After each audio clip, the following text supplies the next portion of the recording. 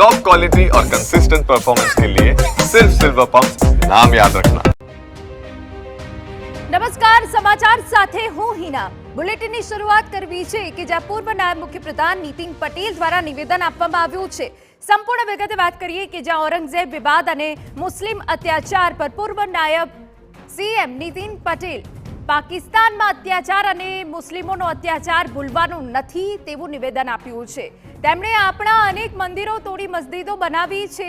યુપીના CM Yogi Adityanath ધીમે ધીમે બધું પાછું લાવશે।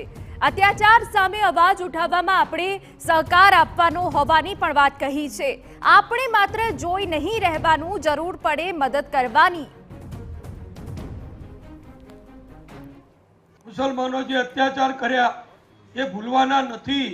હજુ પણ તમે જુઓ રહી અને આ મુસલમાનોનું ભૂત ગમે ત્યાં ધૂણે છે। આપણા અનેક મંદિરો પછી ઉત્તર પ્રદેશમાં હોય કે બીજા બધા હોય, મુસલમાનોએ તોડી કબજા લઈ અને મસ્જિદો બનાવી દીધી છે। એ બધું ધીમે ધીમે અત્યારે આપણા મુખ્યમંત્રી યોગી આદિત્યનાથજી જે કામ કરી રહ્યા છે એ તમે જુઓ છો એ બધું પાછું આવશે, પણ આપણો સહકાર આપવાનો, આપણે જોયા નહીં કરવાનું। તો આ નિવેદન આપ્યું છે। આપને જણાવી દઈએ કે વધુ તેમણે જે જણાવ્યું છે એ પણ અમે આપને જણાવી દઈએ।